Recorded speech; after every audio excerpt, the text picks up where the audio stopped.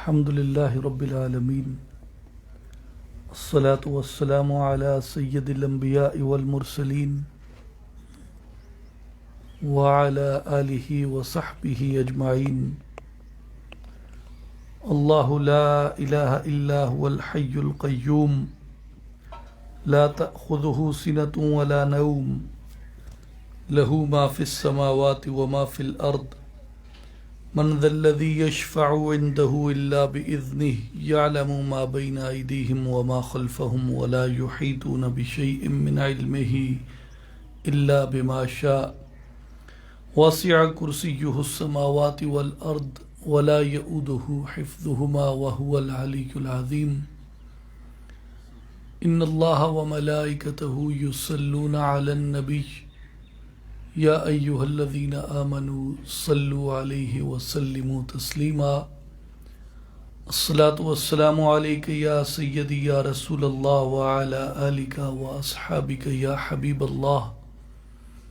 یا محبوب اللہ یا محمد الرسول اللہ صلی اللہ علیہ وسلم.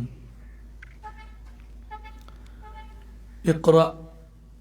باسم ربک الذی خلق خلق الانسان من علق اقرأ وربك الأكرم الذي علم بالقلم علم الإنسان ما لم يعلم. صدق الله العظيم وصدق رسوله النبي الكريم. قابل احترام ساتھیوں، بھائیوں اور بزرگوں، السلام علیکم ورحمۃ اللہ وبرکاتہ.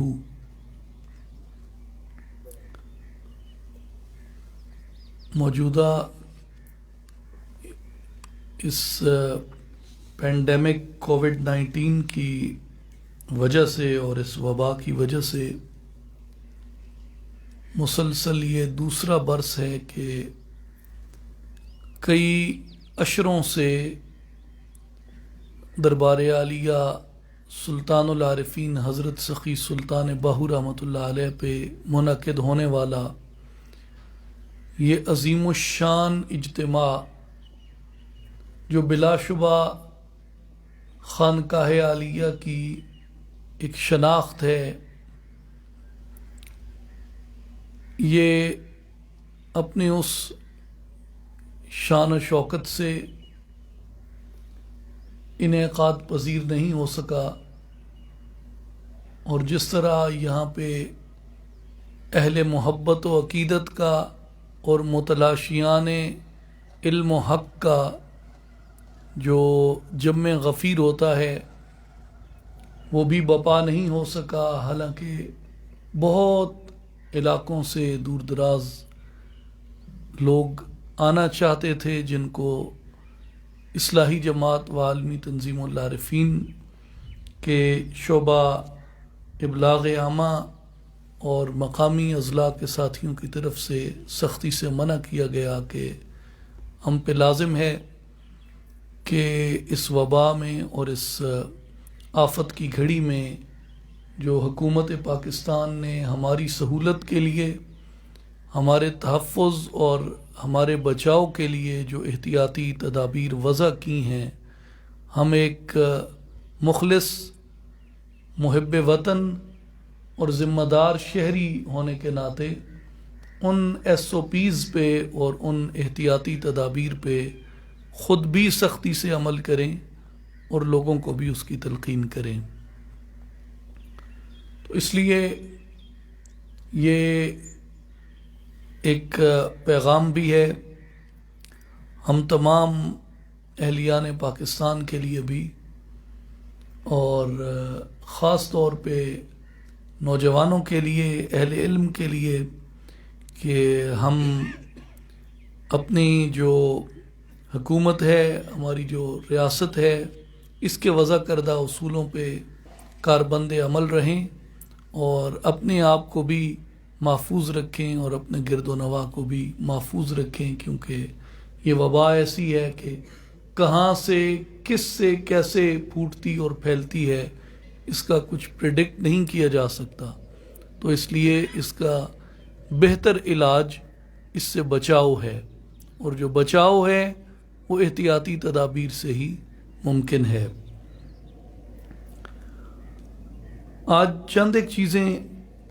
انتہائی مختصر وقت میں آپ کے سامنے، آپ کی خدمت میں عرض کرنا چاہوں گا۔ اس سب کا مقدمہ ایک ہے، اور وہ مقدمہ ہے ہماری یعنی اسلامیان عالم کی جو اس وقت اجتماعی صورتحال ہے، معاشی سطح پہ، سیاسی سطح پہ، دفاعی سطح پہ، تعلیمی سطح پر، معاشرتی سطح پر، اور تقریباً ہر محاذ پہ ہمیں ایسے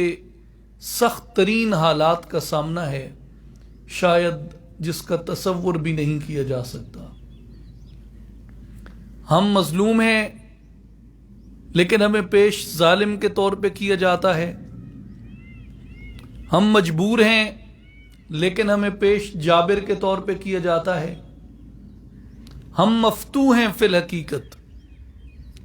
لیکن ہمیں پیش کسی غاصب کے طور پہ کیا جاتا ہے، اور دنیا بھر میں جتنا قتل عام مسلمانوں کا ہو رہا ہے اس میں کوئی شک نہیں کہ کرۂ ارض پہ بسنے والی مسلمان آبادی سب سے زیادہ اپنے مقتول اور اپنے شہداء اٹھاتی ہے، لیکن پھر بھی دنیا میں ہمیں قاتل کے طور پہ پیش کیا جاتا ہے۔ اور اس طرح کے اتنے بے شمار چیلنجز ہیں کہ جن کے بارے میں سوچ کے، جن کے بارے میں خیال کر کے بھی انسان ورطہ حیرت میں چلا جاتا ہے کہ ہم اپنے آپ کو ایک امت کے طور پہ کیسے ان سے باہر لے کے آئیں۔ تو اس کا، ان سب سوالات کا کئی زاویوں سے جواب دیا جا سکتا ہے، کئی تناظرات سے اس کا تجزیہ کیا جا سکتا ہے، لیکن ایک جو بنیادی بات اور ایک جو بنیادی ہماری، آپ اسے خوبی کہیں یا اس کے عدم دستیابی ہونے کی وجہ سے اس کی خامی کہیں، میں اس پہ آج کے اس اہم موقع پہ آپ کی توجہ مبذول کروانا چاہتا ہوں، اور وہ قرآن مجید کی پہلی وحی اس بارے میں ہماری رہنمائی کرتی ہے، اور وہ ہے انسان کو جو اللہ تبارک و تعالی نے حکم فرمایا اقرأ بسم ربک الذی خلق، اے حبیب مکرم صلی اللہ علیہ وسلم اپنے رب کے نام سے پڑھیے جس نے پیدا فرمایا ہے۔ خلق الانسان من علق، اس نے انسان کو رحم مادر میں جونک کی طرح معلق وجود سے پیدا فرمایا۔ اقرأ وربک الاکرم، پڑھیے اور آپ کا رب بڑا ہی کریم ہے۔ الذی علم بالقلم، جس نے قلم کے ذریعے لکھنے اور پڑھنے کا علم سکھایا۔ علم الانسان ما لم یعلم، جس نے انسان کو وہ کچھ سکھایا جو انسان نہیں جانتا تھا۔ تو قرآن مجید کی پہلی وحی ہماری توجہ پڑھنے کی طرف، علم کی طرف اور قلم کی طرف مبذول کرواتی ہے، اور وہ شریعت جو محمد مصطفیٰ احمد مجتبیٰ صلی اللہ علیہ وآلہ وسلم پہ مکمل ہوئی، اس شریعت سے پہلے بھی جتنی شریعتیں آئیں، جتنے انبیاء کرام آئے، ان کی تعلیم اور ان کی تلقین بھی یہی تھی کہ اللہ تبارک و تعالی نے انسان کو اپنا نائب اور اپنا خلیفہ ہونے کے ناطے جو سب سے بڑا وصف عطا کیا ہے وہ علم کا وصف ہے۔ محدثین کرام نے سیدنا داؤد علیہ السلام کی ایک وحی نقل فرمائی ہے جس میں حضرت داؤد علیہ السلام فرماتے ہیں قل لصاحب العلم یتخذ عصا من حدید ونعلین من حدید، کہ علم کے شائق سے کہو، علم کے شوق رکھنے والے سے کہو کہ لوہے کا ایک عصا لے اور لوہے کا ایک جوتا بنوائے، لوہے کا عصا لے اور لوہے کا جوتا بنوائے اور علم کی تلاش میں نکل کھڑا ہو، پاؤں میں لوہے کا جوتا اور ہاتھ میں لوہے کا عصا، حتی تنکسر العصا وتنخرق النعلان، یہاں تک کہ اس کی لاٹھی ٹوٹ جائے اور اس کا جوتا پھٹ جائے، تلاش علم میں مسلسل سفر کرتا رہے۔ یہ محمد مصطفیٰ احمد مجتبی صلی اللہ علیہ وآلہ وسلم سے قبل جو شریعتیں آئیں، جو انبیاء کرام آئے، ان کی طرف اللہ نے جو وحی فرمائی، وہ بھی آپ کو اسی جانب آپ کی توجہ مبذول کرواتی ہے کہ یہ دنیا جو ہے ان کے لیے آسان کر دی جاتی ہے جو اپنے سینوں کو، اپنے دل و دماغ کو نور علم سے منور و معطر کر لیتے ہیں۔ اور میرے بھائیوں اور ساتھیوں، مومن کا جو سب سے بڑا ہتھیار ہے وہ علم ہے، اور وہ چیز جو دین مبین کی حقانیت کو دنیا کے اوپر واضح کرنے کا سب سے بڑا اللہ تبارک و تعالی نے ہمیں ذریعہ عطا کیا اور وسیلہ عطا کیا، وہ ذریعہ اور وہ وسیلہ علم ہے، جس کے ذریعے سے اہل اسلام نے، ہمارے اسلاف نے، ہمارے اجداد نے، ہمارے بزرگوں نے، ہمارے پرکھوں نے دنیا جہان کے اندر دین کی حقانیت کو واضح کیا، توحید کے پیغام کو عام کیا، اور سیدی رسول اللہ صلی اللہ علیہ وآلہ وسلم کی عظمت رسالت کو اور سرکار کی ختم نبوت کو جنہوں نے ظاہر کیا اور واضح کیا۔ اور یہی وہ وصف ہے جو مومن کو اس کے درجات کے اندر ترقی اور بلندی عطا کرتا ہے۔ علماء کو انبیاء کا وارث کہا گیا تو اس کی وجہ بھی محدثین کرام اور تابعین نے بیان فرمایا کہ اس کی وجہ بنیادی طور پہ مومن کے وجود میں پائے جانے والا وہ علم ہے جو اسے انبیاء کا وارث بناتا ہے۔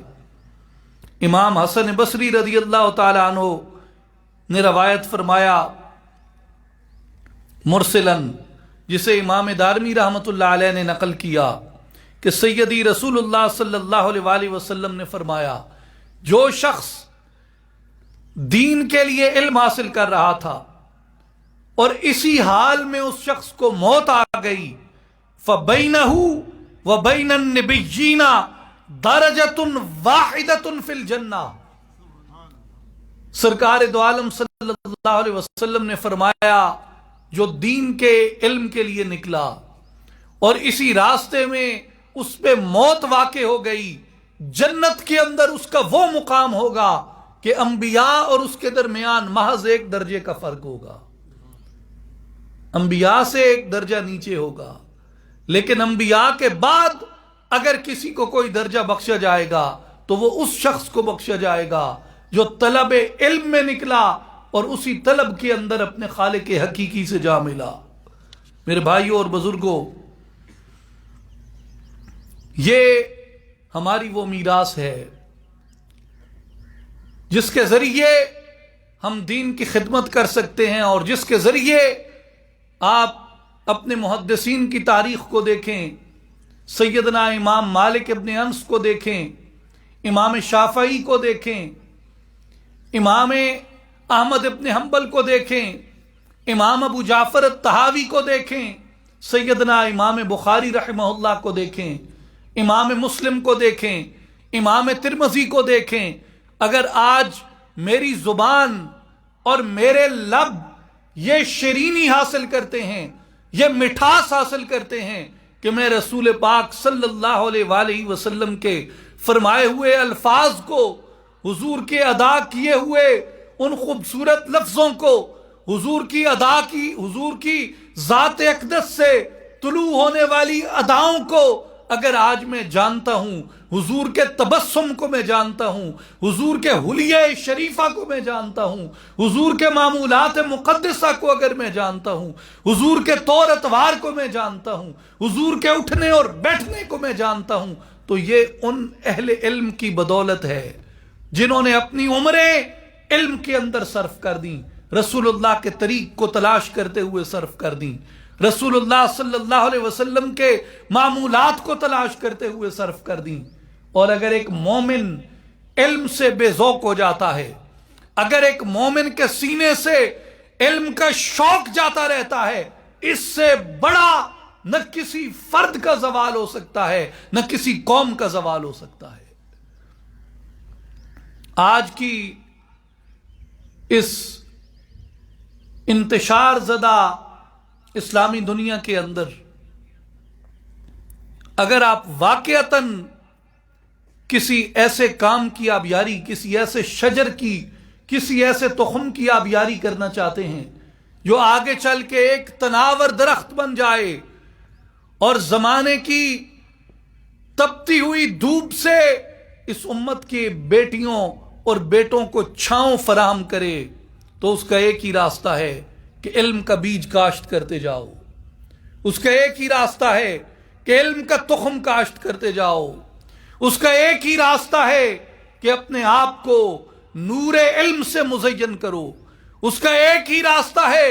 اور وہ یہ ہے کہ اپنے آپ کو اس راستے اور اس طریقے کے اوپر گامزن کر دو جس کے اوپر امام بخاری نے عمر بسر کی، جس کے اوپر امام مسلم نے عمر بسر کی، جس پہ امام احمد ابن حنبل نے، امام شافعی نے، امام مالک نے، قاضی ابو یوسف نے، امام اعظم ابو حنیفہ نے عمر بسر کی، جس طریقے پہ محی الدین ابن العربی نے زندگی بسر کی، جس طریقے پہ غوث الثقلین پیران پیر دستگیر عبد القادر الجیلانی رضی اللہ عنہ نے زندگی بسر کی، اور جس طریقے پہ سلطان العارفین حضرت سخی سلطان باہو رحمت اللہ علیہ نے زندگی بسر کی، وہ طریقہ کیا ہے؟ وہ طریقہ اپنے قلب کو اور اپنے باطن کو نور علم سے منور کرنے کا طریقہ ہے۔ حضرت سلطان العارفین سلطان باہو رحمت اللہ علیہ نے فرمایا ہے کہ پیش حضرت حق تعالی جاہلارا نیست جا، طالب حق بننا چاہتا ہے تو سب سے پہلے اپنے آپ کو نور علم سے منور کر لے، اس لیے کہ حضور حق میں جاہلوں کی گنجائش نہیں ہے، حضور حق میں جاہلوں کی گنجائش نہیں ہے۔ اپنے آپ کو، اپنے سینے کو، اپنے قلب کو علم سے منور کرو۔ اور میرے بھائیوں اور بزرگوں یاد رکھیے، یہ جو آج ہمیں رٹا بازی کے اوپر لگا کے یہ جو پوسٹ انڈسٹریل ریولوشن کا سلیبس تھا، صنعتی انقلاب کے بعد یہ جو ویج سلیو پیدا کرنے کا سلیبس تھا، اس سلیبس نے ہمیں ایک رٹے باز طالب علم بنا دیا، لیکن جو علم کی چاشنی اور اس کی بصیرت اور اس کا وزڈم تھا، اس سے ہمیں اس نے محروم کر دیا۔ سیدنا انس ابن مالک رضی اللہ عنہ سے روایت ہے، امام ابن ابی حاتم نے نقل کیا، فرماتے ہیں کہ ان العلم لیس بکثرت الروایہ، یہ رٹے میں تو کثرت روایت بھی نہیں ہے، لیکن وہ کہتے ہیں کہ علم جو ہے یہ صرف کثرت روایت کا نام نہیں ہے کہ آپ کو بہت سی روایات ازبر ہو جائیں تو آپ عالم ہو جاتے ہیں۔ ان العلم لیس بکثرت الروایہ، علم صرف کثرت روایت کا نام نہیں ہے، انما العلم نور یقذفہ اللہ فی القلب، بلکہ علم ایسا نور ہے جس کو اللہ تبارک و تعالی بندہ مومن کے دل میں منور فرما دیتے ہیں۔ ایسے علم کی طلب ہے۔ امام دارمی نے، امام عبداللہ ابن مبارک نے اور امام ابن ابی شیبہ نے حضرت امام حسن بصری سے روایت کیا، وہ کہتے ہیں کہ رسول اللہ صلی اللہ علیہ وآلہ وسلم نے ارشاد فرمایا، العلم علمان، علم دو طرح کا ہوتا ہے، العلم علمان، علم دو طرح کا ہوتا ہے، علم فی القلب فذالک العلم النافع، علم کی جو پہلی قسم ہے، ایک قسم ہے وہ علم ہے جو بندہ مومن کے قلب سے طلوع پذیر ہوتا ہے، فذالک العلم النافع، یہی اصل میں علم نافع ہے جو بندے کو اس کے دل سے نصیب ہوتا ہے۔ وعلم علی اللسان، اور علم کی ایک قسم یہ بھی ہے کہ زبان جانتی ہو، فذالک حجت اللہ علی خلقہ، اور یہ جو علم ہے اللہ تعالیٰ کی حجت ہے اس کی مخلوق پر، کہ اولاً تمہیں کم از کم علم اللسان نصیب ہو کہ تمہاری زبانیں عالم ہوں، اور اس کے بعد کوشش کرو جب زبان علم حاصل کر لے تو اس علم کے نور کو اپنے سینے کے اندر منتقل کر دو، اور اس کے لیے کہا فذالک العلم النافع۔ اور اگر علم نافع نصیب نہ ہو تو سیدی رسول اللہ صلی اللہ علیہ وآلہ وسلم کی مسنون دعا ہے کہ آپ ایسے علم سے اللہ کی پناہ مانگتے تھے۔ ایک حدیث پاک سے یہ معلوم ہوا کہ علم فی القلب فذالک العلم النافع، علم نافع وہ ہے جو علم بندے کے قلب کے اندر ہوتا ہے، اور یہ علم نافع ہے۔ اور اگر کسی کو علم نافع نہیں تو اس کے لیے سیدی رسول اللہ صلی اللہ علیہ وسلم نے دعا فرمائی، امام ابو داؤد نے اور امام نسائی نے حضرت ابو ہریرہ رضی اللہ تعالیٰ عنہ سے روایت کیا کہ سیدی رسول اللہ صلی اللہ علیہ وآلہ وسلم نے فرمایا، اللہم انی اعوذ بک من الاربع، من علم لا ينفع، ومن قلب لا يخشع، ومن نفس لا تشبع، ومن دعاء لا يسمع۔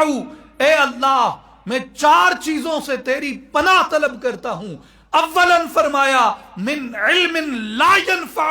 ایسے علم سے جو مجھے نفع نہ بخشے، ومن قلب لا يخشع،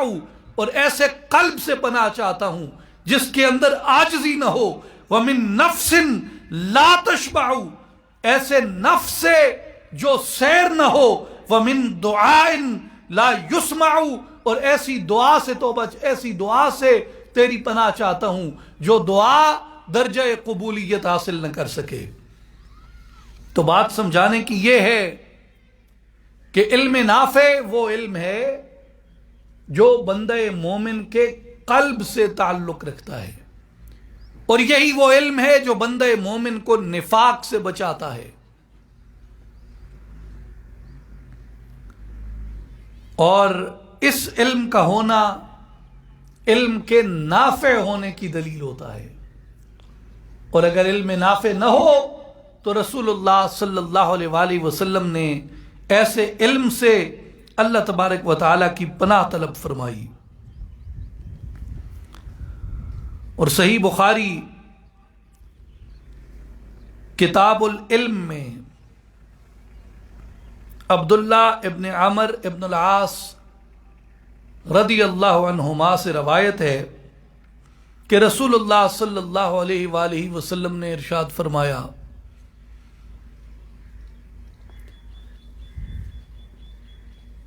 کہ ان اللہ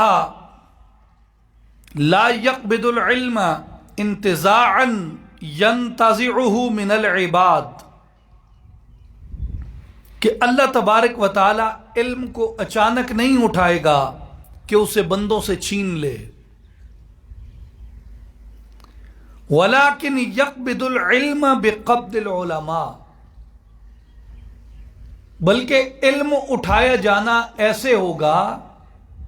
کہ چہرہ زمین سے علماء کو اٹھا لیا جائے گا، چہرہ زمین سے علماء کو اٹھا لیا جائے گا، حتی اذا لم یبق عالما اتخذ الناس رؤوسا جہالا، یہاں تک کہ جب کوئی عالم باقی نہیں بچے گا تو لوگ جاہلوں کو اپنا مقتدا بنا لیں گے۔ جب کوئی عالم باقی نہیں بچے گا تو لوگ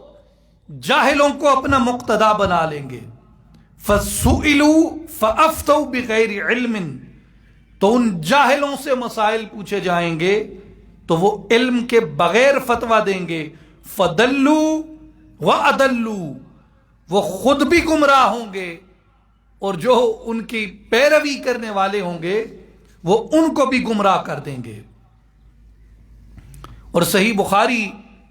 کتاب النکاح میں حدیث مبارک ہے حضرت قتادہ سے اور حضرت انس سے کہ رسول اللہ صلی اللہ علیہ وآلہ وسلم نے فرمایا ان من اشراط الساعۃ ان یرفع العلم، کہ قیامت کی نشانیوں میں سے ایک نشانی یہ ہے کہ علم کو اٹھا لیا جائے گا. قیامت کی نشانیوں میں سے نشانی یہ ہے کہ علم کو اٹھا لیا جائے گا. وَيَكْثَرُ الجَّهْلُ، اور ہر طرف جہالت پھیل جائے گی، ہر طرف جہل عام ہو جائے گا. اسی کے اوپر شارح بخاری امام بدر الدین عینی رحمۃ اللہ علیہ کی ایک عبارت ہے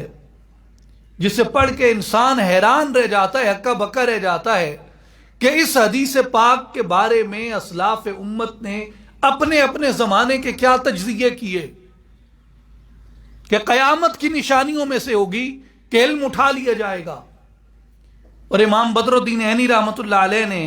قاضی عیاض مالکی رحمۃ اللہ علیہ کا قول نقل کیا کہ قاضی عیاض نے کہا کہ رسول اللہ صلی اللہ علیہ وآلہ وسلم نے جس طرح یہ خبر دی ہے، قاضی عیاض مالکی نے کہا کہ اس کا مصداق ہمارا زمانہ ہے، کیونکہ اب لوگ جو جہلا کو اپنا امیر بناتے ہیں، جو اللہ کے دین میں اپنی رائے سے حکم لگا رہے ہیں اور اپنی جہالت سے فتوے دے رہے ہیں. یہ قاضی عیاض مالکی اندلسی رحمۃ اللہ علیہ نے کہا، 4 صدی ہجری کے عالم ہیں. امام بدر الدین عینی فرماتے ہیں کہ ان کے جواب میں ان سے چند صدیاں بعد 6 یا 7 صدی ہجری میں شیخ قطب الدین نے کہا کہ قاضی عیاض نے یہ کیسے کہہ دیا کہ حضور کی اس حدیث کا مصداق ہمارا زمانہ ہے، حالانکہ قاضی عیاض کے زمانے میں تو بڑے بڑے علماء، بڑے بڑے فقہاء، بڑے بڑے محدثین موجود تھے. قاضی عیاض کے زمانے کے لیے کہنا مناسب نہیں. فی الحقیقت حضور کا یہ فرمان، شیخ قطب الدین نے کہا کہ حضور کا یہ فرمان ہمارے زمانے کے لیے ہے کہ ہمارے زمانے میں علم اٹھ چکا. یہ 2 اقوال قاضی عیاض مالکی کا اور شیخ قطب الدین کا یہ قول لکھنے کے بعد امام بدر الدین عینی رحمۃ اللہ علیہ جو 9ویں صدی ہجری میں ہوئے، 9th ہجری کے اندر، 9th سینچری جو ہے ہجرہ کی، اس کے اندر ہوئے، امام بدر الدین عینی فرماتے ہیں کہ میں یہ کہتا ہوں کہ یہ قول ان دونوں بزرگوں کو کہنا مناسب نہ تھا، قاضی عیاض مالکی کو بھی اور شیخ قطب الدین کو بھی، اس لیے کہ وہ دونوں زمانے علماء کے، محدثین کے، فقہاء کے عروج کے زمانے تھے اور وہ بکثرت پائے جاتے تھے. فی الحقیقت تو حضور کا یہ فرمان ہمارے اس عہد کے لیے ہے جس میں جہلا عام ہیں اور جہلا کو صدارت دی جاتی ہے اور جہلا مشائخ کہلاتے ہیں. میرے بھائیوں اور بزرگوں، حضور کا فرمان ذیشان حضور کے زمانے میں تھا. 4 صدی ہجری میں قاضی عیاض نے کہا کہ مجھے تو اپنا زمانہ دیکھ کے لگتا ہے کہ یہ میرے زمانے کے لیے ہے. 6 صدی ہجری میں شیخ قطب الدین نے کہا کہ مجھے تو یہ لگتا ہے کہ سرکار کا یہ فرمان قاضی عیاض کے زمانے کے لیے نہیں، میرے زمانے کے زیادہ مصداق ہے. اور امام بدر الدین عینی نے کہا 9ویں صدی ہجری میں، انہوں نے کہا کہ نہ یہ قاضی عیاض کا زمانہ اس حدیث کا مصداق ہے اور نہ 6 صدی ہجری میں شیخ قطب الدین کا زمانہ اس کا مصداق ہے. فی الحقیقت ہمارا زمانہ اس کا مصداق ہے. اور وہ کون سا زمانہ ہے؟ جو جلال الدین سیوطی کا زمانہ تھا، جو ابن حجر ہیثمی کا زمانہ تھا، جو ابن حجر اسقلانی کا زمانہ تھا، جو شیخ محقق شاہ عبد الحق محدث دہلوی کا زمانہ تھا، جو شیخ مجدد حضرت شیخ احمد سرہندی کا زمانہ تھا، اور بڑے بڑے اتقیاء اصفیاء، اولیاء، صالحین، علماء اس کے بعد ہوئے۔ میرے بھائیوں اور بزرگوں، میرے دوستوں اور ساتھیوں، کیوں نہ اپنے ان بزرگوں کی سنت کو اپناتے ہوئے ہم اپنے آپ میں نظر کریں۔ اور مجھے تو یہ لگتا ہے، اور اس پہ علماء نے قول بھی کیا، کہ فی الحقیقت اس کی مصداق یہ 15ویں صدی ہجری ہے، جس میں آپ علماء کی ناقدری دیکھیں، علماء پہ ٹوٹنے والی قیامتیں دیکھیں، اور علم پہ ٹوٹنے والی قیامتیں دیکھیں۔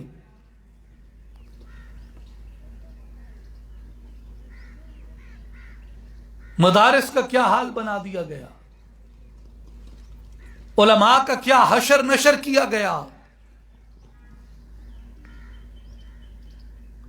کتنی بڑی تعداد میں بلاد عرب کے اندر علماء کو شہید کیا گیا بنام تکفیر۔ اور پاک و ہند کے اندر جب انگریز آئے تو کالے پانیوں میں علماء کی صدائے تکبیر آج بھی گونجتی ہے، جو حریت کے لیے، آزادی کے لیے، غیرت ملی کے لیے جو ڈٹ گئے۔ لیکن انہوں نے اپنے علم کا سودا نہیں کیا، انہوں نے اپنے علم کو بیچا نہیں۔ علامہ اقبال رحمۃ اللہ علیہ نے افغانوں کی تحسین کی۔ علامہ اقبال نے کہا کہ یہ دنیا تمہیں کہتی ہے کہ تم ٹیکنالوجی سے اور علوم جدید سے بے بہرا ہو، کوئی بات نہیں افغانوں، یہ تانا اپنے سینے پہ سہ لو، اس لیے کہ تیری بے علمی نے رکھ لی بے علموں کی لاج، عالم فاضل بیچ رہے ہیں اپنا دین ایمان۔ وہ علم کس بات کا جس نے عالم کو ایک کموڈٹی بنا دیا۔ سیاست کے بازار میں دیکھیں آپ، یہ پچھلی 90 برس کی جو ہماری تاریخ ہے، یہ ہمیں بہت کچھ سکھاتی ہے اگر ہم اس سے کچھ نہ کچھ سبق سیکھنے والے بنے۔ اب میں گفتگو کے اختتام کی طرف آتے ہوئے کچھ اپنے ہم منصب بزرگوں، بھائیوں اور دوستوں کی خدمت میں عرض کرنا چاہتا ہوں کہ اگر محدثین کے اپنے اپنے عہد کی یہ بات چل نکلی ہے تو ایک نظر طبقہ صوفیہ پہ بھی ڈال لیں۔ امام ابو القاسم القشیری رحمۃ اللہ علیہ نے رسالہ قشیریہ کے مقدمے میں ایک بہت خوبصورت بحث فرمائی، اور وہ فرماتے ہیں کہ مجھے یہ رسالہ لکھنے کی نوبت کیوں پیش آئی، اس کی ضرورت کیوں پیش آئی۔ اور یہ رسالہ قشیریہ کب لکھا گیا؟ یہ بھی تقریباً 4 صدی ہجری کے اندر لکھا گیا، اور اب 15ویں صدی ہجری چل رہی ہے۔ کتنا عرصہ بنتا ہے جی؟ 1000 سال سے زائد کا عرصہ، لیونر کیلنڈر کے مطابق، قمری کیلنڈر کے مطابق 1000 برس سے زائد کا عرصہ بنتا ہے۔ امام قشیری فرماتے ہیں کہ مجھے اس کی ضرورت اس لیے پیش آئی کیونکہ اس طریق یعنی طریق صوفیاء میں وقفہ آ گیا،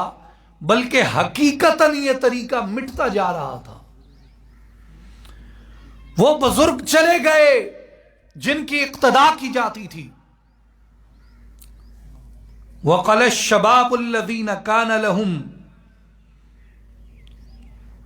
بِصِيرَتِهِمْ وَسُنَّتِهِمْ اقتداء، وہ نوجوان کم ہیں جن کی سیرت اور جن کے طریقہ کی اقتدا کی جاتی۔ وَزَالَ الْوَرْعُ وَتَوَابِسَاتُهُ، ورع اور پرہیزگاری ختم ہو گئی، اس کی بساط لپیٹتی گئی۔ وَاشْتَدَّ الطَّمَعُ وَقَوَى رِبَاطُهُ، لالچ بڑھ گئی اور لالچ کی تنابیں مضبوط ہو گئیں. وارتحل عن القلوب حرمت الشریعہ، لوگوں کے دلوں سے شریعت کی عزت کوچ کر گئی. انہوں نے دین کی بہت کم پرواہ کرنے کو مضبوط ذریعہ بنا لیا. ورفضوا التمییز بین الحلال والحرام، حلال اور حرام کے درمیان امتیاز کرنا چھوڑ دیا. ودانوا بترک الاحترام، اور ترک احترام کے قریب چلے گئے. دوسروں کی عزت کرنا چھوڑ دیا. عبادات کی ادائیگی کو ہلکا جانا، نماز کی، روزے کی، احکام شریعہ کی توہین کرنے لگے. وَرَكَضُوا فِي میدان الغفلات، اور انہوں نے غفلت کے میدانوں میں دوڑیں لگا دیں. وَرَكَنُوا إِلَىٰ أَنْبَاعِ الشَّهَوَاتِ، اور وہ شہوات کی اتباع اور پیروی کرنے لگے، ممنوعات کو اختیار کرنے، نیز بازاری لوگوں، عورتوں، بادشاہوں کے درباریوں سے نفع اندوزی کی پیچھے چل پڑے. جب میں نے صوفیاء کو، صوفیاء کے نام لیواؤں کو اور صوفیاء کے لبادے میں لپٹے ہوئے ایسے گناہگار لوگوں کو دیکھا تو مجھے یہ ضرورت محسوس ہوئی کہ صوفیاء کا منہج واضح کرنے کے لیے ایک ایسی مبسوط کتاب لکھی جائے جو حق اور باطل میں تمیز کر دے. یہ آج سے 1000 برس پہلے کا مقدمہ ہے، لیکن امام قشیری رحمت اللہ علیہ کے الفاظ دیکھ کے اور آج کے زمانے میں دیکھ کے مجھے یوں لگتا ہے کہ شاید ابھی ابھی امام قشیری یہاں سے گزر کے گئے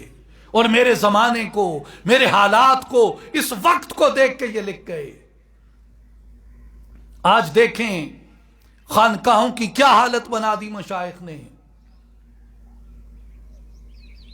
اقبال فرماتے ہیں رو رہی ہے آج ایک ٹوٹی ہوئی مینا اسے، کل تلک گردش میں جس ساکی کے پیمانے رہے. آج ہیں خاموش وہ دشتے جنوں پرور جہاں، آج ہیں خاموش وہ دشتے جنوں پرور جہاں، رقص میں لیلا رہی لیلا کے دیوانے رہے. جہاں اہل عالم کی، اہل جہان کی، خلق کی روحانی اخلاقی تربیت کی جاتی، جہاں ان کے سینوں کو رسول اللہ صلی اللہ علیہ وآلہ وسلم کی سنت و شریعت کی محبت سے مالا مال کیا جاتا، جہاں ان کے اخلاق کو اخلاق رسول کی فیض سے منور و روشن کیا جاتا، وہ خانقاہیں، وہ اللہ والے، وہ ان کے خرقے، وہ ان کے خلفاء جو اس شرکستان میں آئے، جو کروڑوں بتوں کی زمین تھی، جہاں ایک خدا کا تصور نہ تھا، ہر کام کا الگ دیوتا، ہر مسئلے کی الگ دیوی تھی. اس زمین میں اللہ اکبر کی صدا ان صوفیاء کے مقدس سینوں سے پھوٹی. یہاں مندروں کی گھنٹیوں کے ساتھ اللہ اکبر، اشہد ان لا الہ الا اللہ، اشہد ان محمد الرسول اللہ، حی علی الصلاح، حی علی الفلاح کی صدائیں گونجنے لگیں. یہ ان صوفیاء کے دم قدم سے تھا.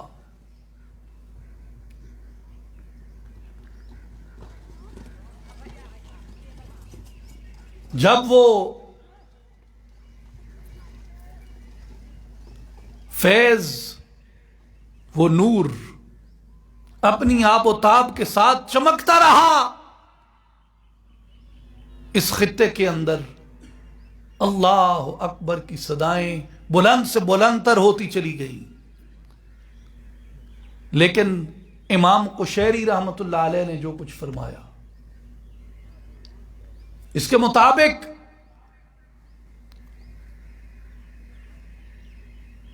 جب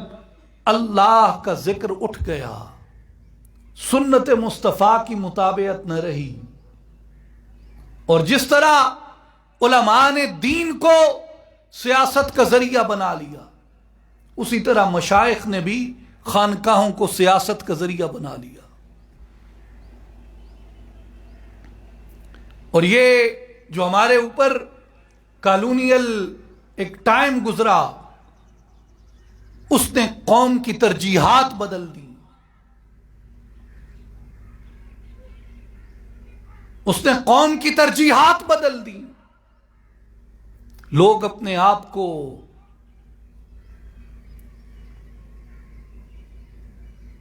اس ماحول میں محفوظ تصور کرنے لگے جس کے بارے میں حکیم الامت علامہ اقبال رحمۃ اللہ علیہ نے فرمایا تھا کہ یہ سن نہ آئی مگر جھوٹے نگوں کی ریزہ کاری ہے. وہ جو جھوٹے نگوں کی ریزہ کاری تھی وہ غالب آ گئی.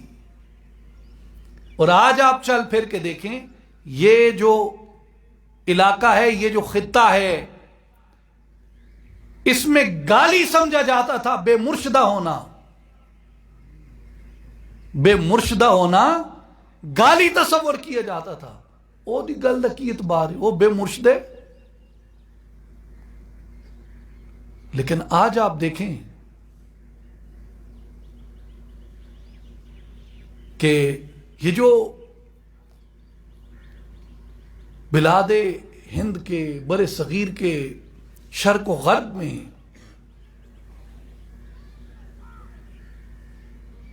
چرسیوں نے، کرمنلز نے،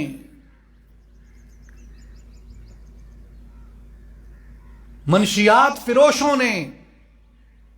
خانقاہوں پہ قبضے جما لیے، اور جو حقیقی تعلیم تھی صوفیاء کی، اس سے کوسوں دور ہٹ گئی یہ مخلوق، جس کے نتیجے میں جاہلانہ رسومات پھوٹنے لگی.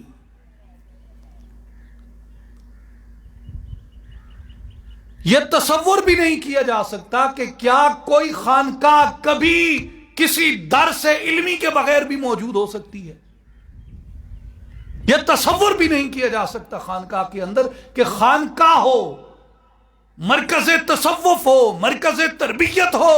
اور علماء کا نام و نشان نہ ہو وہاں پہ. لیکن آج آپ طول و عرض میں پھیلی ہوئی خانقاہوں کو دیکھ لیں، معدود چند آپ کو ایسی علمی روحانی مراکز نظر آئیں گے جہاں روحانی تعلیم و تربیت کے ساتھ رسول پاک صلی اللہ علیہ وآلہ وسلم کی سنت و شریعت کی خدمت کی جاتی ہے. اور اس کے ساتھ ایک اور سٹوری پیرالل چلتی ہے، اور وہ یہ کہ جو ہمارا مدرسی نظام تھا، اس سے اس فیض کو، اس تربیت کو، اس تعلیم و تلقین کو یکسر حذف کر دیا گیا. اب فارسی میں بھی آپ دیکھ لیں، فارسی فصاحت و بلاغت کی، زبان و بیان کی اور اخلاقیات کی چند بنیادی کتب رہ گئی ہیں. کریمہ ہے، نام حق ہے، پند نامہ ہے، گلستان بوستان ہے. ٹھیک ہے، ان میں اخلاقیات کا درس موجود ہے، پند نامہ عطار ہے، لیکن جو اصل مغز تھا وہ تو مثنوی میں تھا، وہ تو رسالہ قشیریہ میں تھا، وہ تو مکتوبات شریف کے اندر تھا، وہ تو کیمیائے سعادت کے اندر تھا، وہ تو فصوص الحکم کے اندر تھا، وہ تو عوارف المعارف کے اندر تھا، وہ تو دیگر اجل و کبار صوفیاء کی کتب میں تھا. ان کو یکسر مدرسی نظام سے الگ کر دیا گیا، اور اس کا نتیجہ یہ نکلا، ایک طرف بے فیض صوفی بڑھ گئے اور دوسری طرف بے ذوق علماء بڑھ گئے، جس کے نتیجے میں یہ سارا اخلاقی انحطاط اور بحران پیدا ہوا. میرے بھائیوں اور بزرگوں،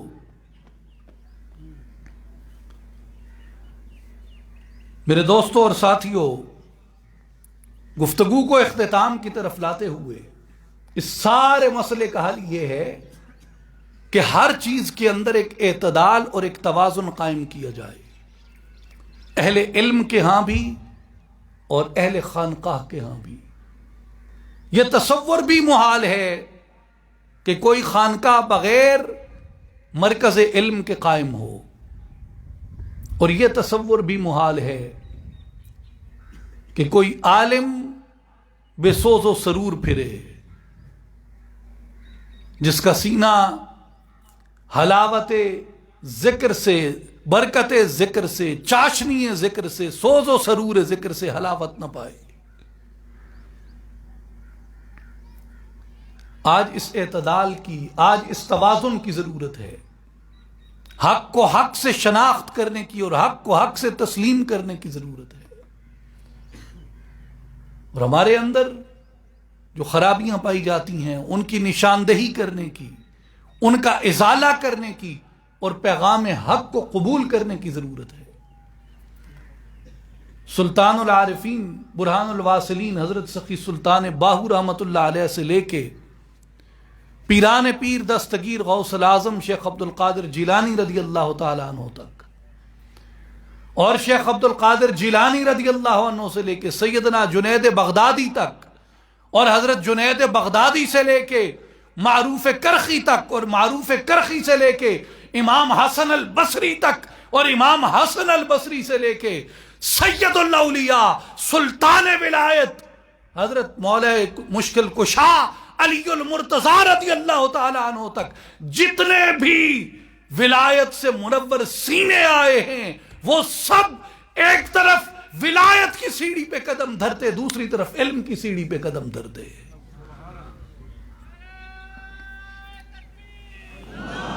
ایک طرف ولایت کی سیڑھی ہے اور ایک طرف علم کی سیڑھی ہے۔ اسی کا نام توازن ہے اور اسی کا نام عدل و اعتدال ہے کہ ان دونوں کو قائم کیا جائے۔ اصلاحی جماعت و عالمی تنظیم العارفین کا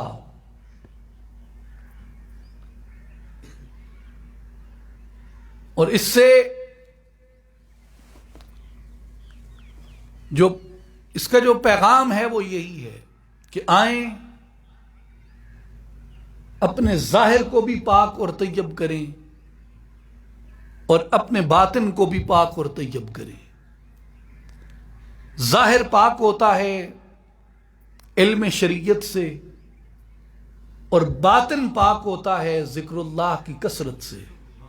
اللہ تبارک و تعالیٰ کا ذکر کثرت سے کیا جائے، اپنی سانسوں کو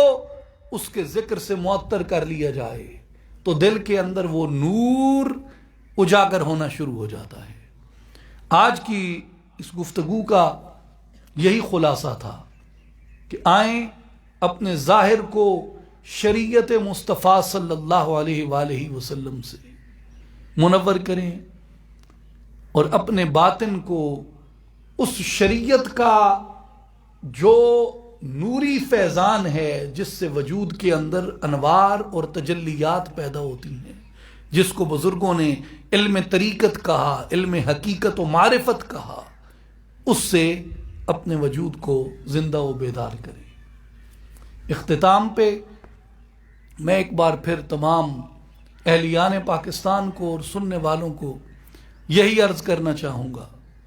کہ اس آفت میں، اس بلا میں جتنی احتیاطی تدابیر ہمیں بتائی جاتی ہیں ان پہ خود بھی عمل کریں، نہ اپنے لیے خطرہ مول لیں، نہ کسی کے لیے خود خطرہ بنیں۔ ہر جان قیمتی ہے۔ اللہ تبارک و تعالی ہر ایک مسلمان کی، مومن مومنہ کی، مسلم و مسلمہ کی حفاظت فرمائے اور ان کو اس وبا سے، اس بلا سے محفوظ رکھے،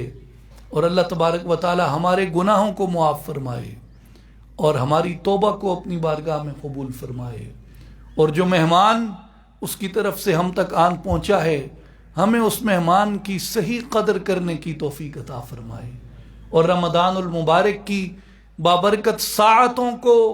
صحیح طور پہ اپنے ذکر میں گزارنے کی، اپنی اطاعت و عبادت میں گزارنے کی توفیق عطا فرمائے۔ وآخر دعوانا ان الحمد للہ رب العالمین۔